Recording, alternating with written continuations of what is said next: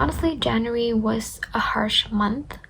I went into this job that I thought I would really enjoy, but I quit after 3 days because I realized that the environment wasn't for me. So I wrote down, when life closes a door, it opens a window. So the window was that I was able to take a break and went on this really impromptu trip with my best friends, and I visited a best friend's hometown and we had a lot of fun. It was actually the most relaxing time I think I had throughout this year. And then February was the beginning of a new semester. So in that semester I had to take a subject called fashion design, and I always had this passion for fashion, and I really liked how people express themselves through fashion, and I also really like pretty things, so I really like fashion and I love designing. So that subject itself was really fun, and I had so much fun designing my own outfits. And then March is when I had some bumps in my friendships, because I think a few months back I was someone that would let out my negative emotions to others even when the blame is not on them, so they didn't deserve my negativity. And this month is when I learned that friendship is a two-way street with mutual effort. That's what I wrote. And that no one should have to tolerate my negativity when it's just not good, you know? I mean, like, being negative for the sake of being negative and wanting people to stay in that environment is just unfair. And I completely agree that we should be mindful of our emotions whenever we're with someone, because you don't want to let that affect them. April is when I quit my part-time job at Kumon, which I completely forgotten that I had a job at Kumon.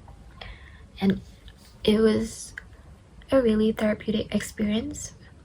I know that's not how you would describe a job, but I really had fun teaching kids, and perhaps I'll do that in my retired life, because kids are so much fun and they show you affection in ways that you don't expect it, and it actually heals your inner child. And then May, there was an incident that led to a friendship breakup, but in May we connected and we actually reconciled. It was a lot of misunderstandings and miscommunication that led to the fallout, but in the end I'm glad that we all still got past that drama and became friends, because maintaining friendships when you're in your 20s is difficult. So it is really rare to have someone alongside you in your uni years, and that must be cherished. Also, I cut bangs in May, and let me insert a picture here. I do not like it, even though I said that these bangs represent part of me, but now I'm just realizing no, it's not part of me, and I don't think I'll ever get bangs ever again. I always say that, but I still do. But this time I really don't think I am gonna get bangs. June is when I made, well, something more memorable about June is that I made this birthday magazine for my friend's 21st, and I think that is the moment where I realized how beautiful platonic relationships are, and that I believe platonic relationships are such an investment that everyone should invest in your 20s. Not even just in your 20s, but like in your entire life, because when you grow up, like maybe when you reach your 30s or 40s, when people are starting to build families, have kids, I think people underestimate how important it is to have friends when you're trying to build a family. Like, of course your family will be with you until your old age, right? But friendship is also equally important. Alright, I think in June or like the end of May, I started an internship at a communications agency. And in July, I wrote down this: who you work with changes your outlook in life, because it really did. People that I work with at work gave me a really different idea and a really different perspective, because they're really different from the people I hang around with in school.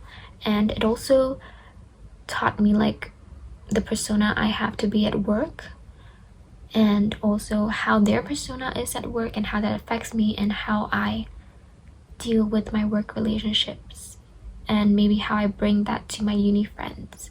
August is when I had a lot of girl dates with my girlfriends and my cousin and my grandma and my mom.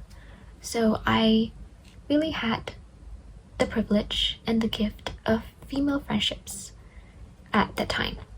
And August is also a time where I got really sick, and this year I actually got sick a couple of times. I'm not sure why, but being sick made me realize how much my health matters to me and how important it is to take care of my health and to always rest. Oh, and if you didn't know me personally, you wouldn't know that I'm a workaholic. So even now, like, this is day 1 of my summer break, and I'm really thinking of a million other things I can do to be more productive, or like to just fill up my time. So yeah, that's one thing I'm trying to learn, I guess, in the new year, is to try to be content about doing nothing. Okay, September is the time where I went traveling to Taiwan, and I wrote down here, you need to take pictures or videos, as many as you can, because I realized I don't really have that much of a memory of Taiwan now that I think back. So I'm actually a really forgetful person. I feel like whenever I am in that experience, I get overstimulated, and then after the experience, I just forget everything. That's why I need pictures and videos, and also this recording, to just be more in touch with myself, my past self, and to see how far I've come along the way, and the experiences I've experienced and the memories I've made. In October, so September, October, November, December, is a month of birthdays among my friends and family. So I had a lot of fun hosting birthday parties and just celebrating birthdays in general. I love them, and October is the month that I realized that hosting birthdays, well, hosting itself is an activity that I really enjoyed, which actually led me to host my own birthday party, my own 21st, in November. I'm a November baby. And also I started working out. I go to the gym like twice a week after classes. So the gym is at my friend's dorm, and we go there like every Monday and Wednesday. I always had this strong idea in my mind where I believe that I am not someone that will work out. I'm not someone that will go to the gym, because that's just not me, or like at least that's not how people would have known me in the past. So I've always had this strong rejection towards the gym, and like I just never felt like I need to go to the gym. But after so many health issues and being sick in 2023, I decided to go to the gym, and honestly I love it. I think if there's anything you should prioritize in your self-care list, the first one should be exercising. Now let's go to November. Okay, the first thing I wrote for November is don't be afraid of alcohol and losing control. Let me explain why. So my image of a good girl has always persisted in everyone's mind. I just felt like things like drinking alcohol, smoking, vaping. Okay, smoking and vaping still not acceptable to me for my own lifestyle and habits. But drinking alcohol, I always, and partying and clubbing, yeah. Drinking alcohol for me is like something that I wouldn't approach, because it has the ability of making my mind lose control, and I don't like losing control. But now I am learning how to let loose of myself and realize that it's not really that scary as I think, and that alcohol can be enjoyable. But I have like a kid's taste. I like sweet alcohol. I don't like the bitter types. It's like I don't enjoy medicine, you know. I'm sick. I know. I mean, I get sick often. I know what medicine tastes like, and I try alcohol. It's like the same bitterness, so I don't want to be bitter. I want to be enjoying my drinks.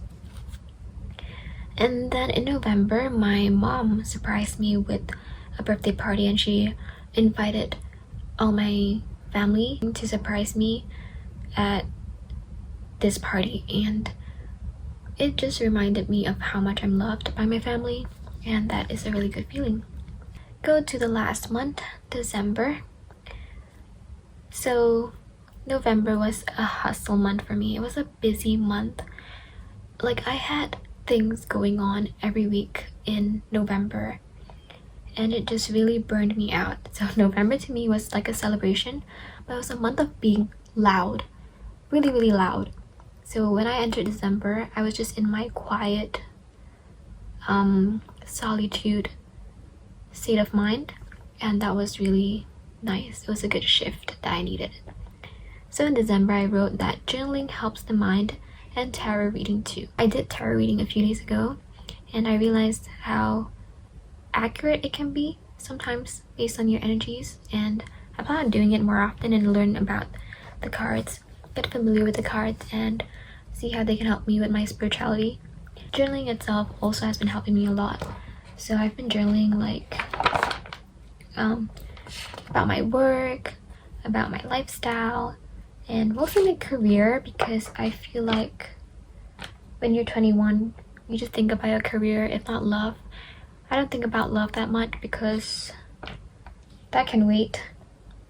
I have accepted that love will come to you at its right time, and that for now I should focus on forging friendships and cherishing them instead of focusing all my energy on one person, even though that would be nice. But maybe, I don't know, maybe in 2024.